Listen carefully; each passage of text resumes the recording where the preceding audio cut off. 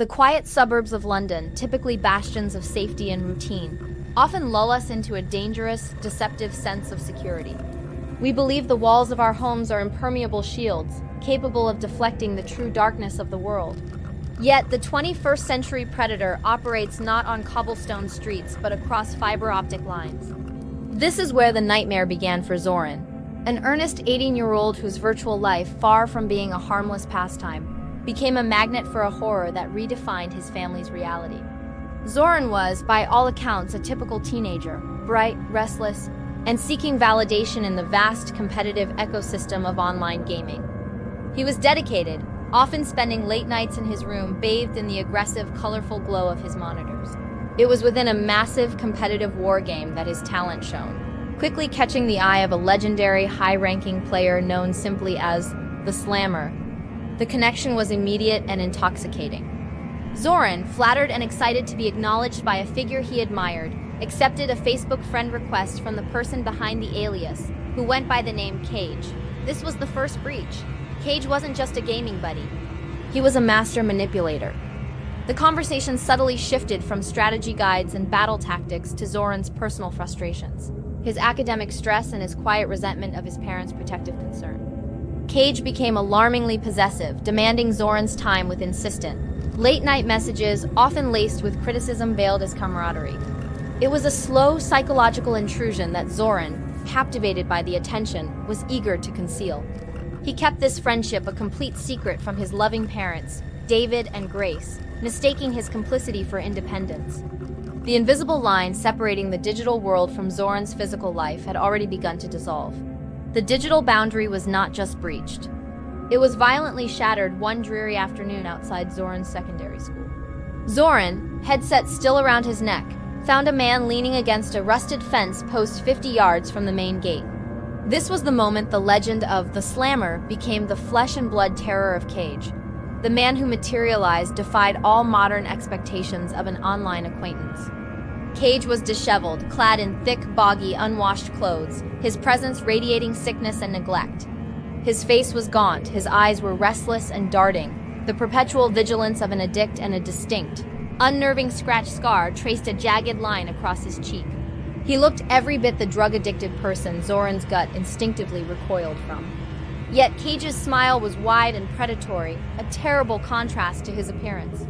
He threw a heavy, possessive arm around Zoran's shoulder, the physical touch a violation that made Zoran flinch. Cage began to steer him away from the school, his close presence and immediate claustrophobia. The scene did not go unwitnessed. Tresha, Zoran's sharp-eyed physics teacher, paused by her car, her maternal instincts instantly firing. She noted the unsettling dynamic, Zoran's obvious discomfort under the man's unnatural grip, and Cage's terrifying, cold fixity of gaze. Tresha approached them with caution, asking if everything was all right. Zoran, paralyzed by fear and intimidation, quickly dismissed her, claiming Cage was just passing by. It was a moment of profound significance. The only clear-eyed witness to the beginning of Zoran's nightmare was immediately shut out. Tresha's suspicion, however, was immediate and valid. She watched Cage's unsettling aura retreat, knowing instinctively that something deeply sinister had just occurred. That brief, silent exchange outside the school gate became the single, critical thread of evidence that would later anchor a crumbling investigation. The true horror of the following weeks lay in its banality. Cage didn't vanish. He simply integrated himself into Zoran's post-school routine. He met Zoran every single day, walking him almost to his door, talking relentlessly about games and strategy, building a suffocating facade of loyalty and shared interest. He was chipping away at Zoran's just established routines and severing the natural protective link between the boy and his parents. Zoran, tragically, began to revel in the selective attention, feeling understood by this older, more experienced figure, and continued to keep Cage a complete secret. The secrecy felt like strength. In reality, it was isolation. The final, fatal lure was cast on a Friday afternoon. "Look, Saturday nights are for the pros," Cage declared, his voice low and conspiratorial. "We need to go over the strategy for the Void Runner, the one you've been begging for. I've got the latest version of the Void Runner Vengeance, the unreleased beta." The words were calculated, hitting Zoran at his most vulnerable obsession. Cage flashed a screenshot on his battered phone, the hyper-realistic forbidden game Zoran had been obsessing over. The gamer's desire instantly overwhelmed the teenager's instinct for safety. "I've got a flat a few blocks from here," Cage purred. "You come over Sunday, we spend the whole day on the new game. Best gear, no parents, no rules. Just us and the game." The offer was toxic but irresistible. Zoran agreed, making the fatal promise. "I have to be home by 6, Cage's reply. "By 6? Of course, 6 sharp," carried a chilling, ironic undertone that Zoran was too blinded by anticipation to hear. He had lied to his parents and embraced a predator's invitation, focused only on the phantom promise of a game. Sunday afternoon was cast in a pale, ominous light as Zoran set off. His journey led him through a derelict industrial estate, a landscape of rusted machinery, cracked concrete, and shattered glass. The atmosphere was immediately oppressive, a physical manifestation of decay. Every abandoned warehouse, every spray-painted wall, screamed of neglect and the erasure of life. It felt dead, Zoran would have described it if he could. No cars, no people, no sound. Like a ghost town. The destination was a low, squat, brutalist concrete apartment block. The windows were either boarded up or aggressively shattered. This building was the true slammer, a structure designed to contain, isolate, and disappear. Inside, the horror intensified. The hallway was a maze of peeling paint and aggressive shadows, lit only by fluorescent tubes that flickered violently, strobing the pervasive stench of damp, mold, and something else, something metallic and chemical. Zoran, paralyzed by a creeping dread he couldn't name, found the door, unmarked, metal, leading into the void. Cage opened the door, his grin wider than ever, ushering Zoran inside. The apartment was not a gamer's den. It was a torture chamber. The single, large room was incredibly dark and filthy. There was no furniture, only grime, and shadows illuminated by a single, bare, sickly yellow bulb hanging precariously from the ceiling. "Come on in, Zoran," Cage commanded. "The crew's already here." Zoran's terror solidified as he saw them. 4 other men, all as gaunt, rough, and menacing as Cage, sitting on the floor, passing a bottle of liquor. Their faces were hard, blank masks of criminality. The final, visceral sign that this was no game, but a crime scene was the black Glock pistol resting casually on a filthy wooden crate. This was the 6th player at the table. Shaking violently, Zoran asked for the promised PlayStation. Cage and his friends erupted into a chorus of harsh, mocking laughter. "Play what, buddy? Do you see a PlayStation in here? What are you, 10? The disappointment curdled into pure fear, as Zoran desperately screamed, "You promised the Void Runner!" A towering, tattooed man casually rose. He walked over to Zoran, and with the detached cruelty of a laborer striking a nail, hit Zoran across the face with brutal, sickening force. Zoran collapsed onto the concrete floor, his mouth immediately filling with blood. He scrambled back, sobbing, screaming for help in a building where no one could possibly hear.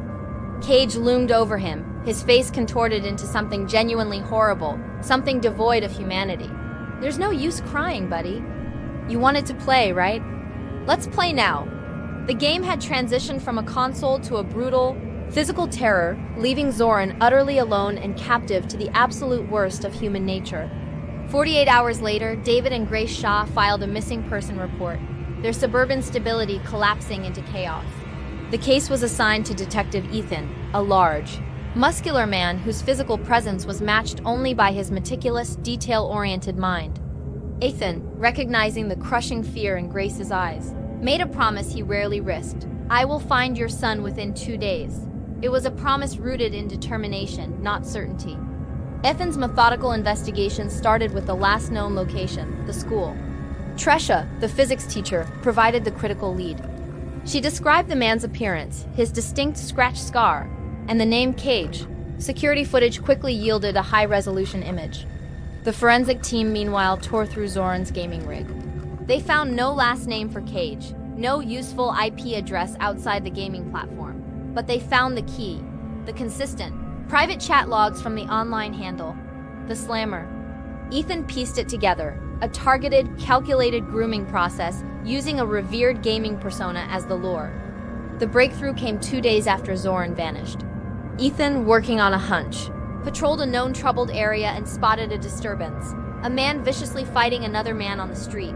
The attacker wore a dark, dirty baseball cap. His clothes were boggy, and as he looked up, the telltale scratch scar confirmed it. It was Cage. Ethan immediately confronted him, identifying himself and naming Cage as the prime suspect in the missing person case. Cage's reaction was not denial, but immediate, animalistic flight. He sprinted away, disappearing into the maze of abandoned warehouses. Ethan knew, with absolute certainty, that he had just faced the person responsible for Zoran's disappearance.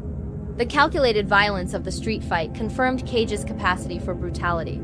The chase had confirmed the suspect's identity, but Zoran's location remained a terrifying mystery. Ethan and his team used the chase footage and facial recognition to narrow down Cage's likely haunts to the derelict concrete block in the industrial estate, fearing that a full-scale tactical entry might trigger a violent response.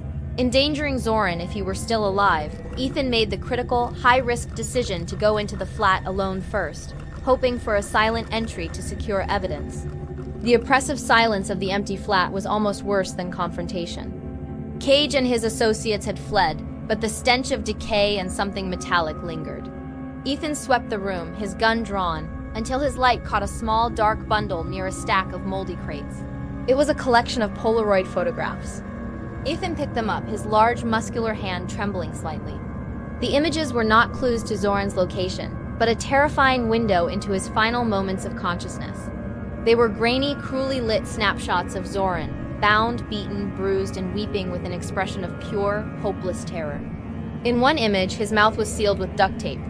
In another, he wore a torn t-shirt with the chilling, handwritten label, "The Slammer's Pet." This was the definitive, unspeakable proof of kidnapping, aggravated assault, and severe psychological torture, a horror far worse than any game.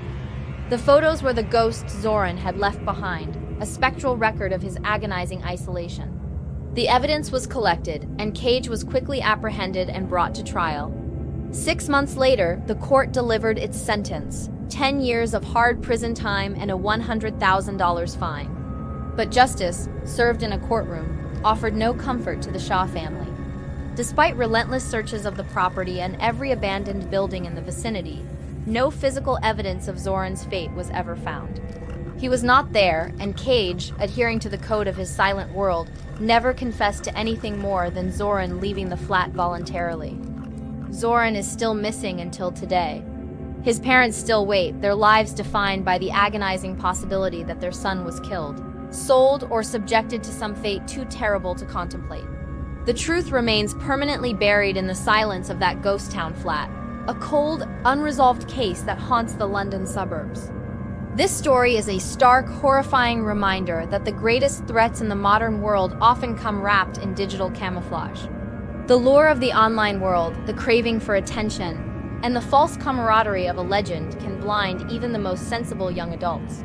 We must understand that secrecy is isolation, and isolation is the predator's first tool. Take notice of your children's online activities. Be the parent who sees the unsettling conversation, the sudden withdrawal, and the dangerous new friend. Be the one to ask the uncomfortable questions, to challenge the secrecy.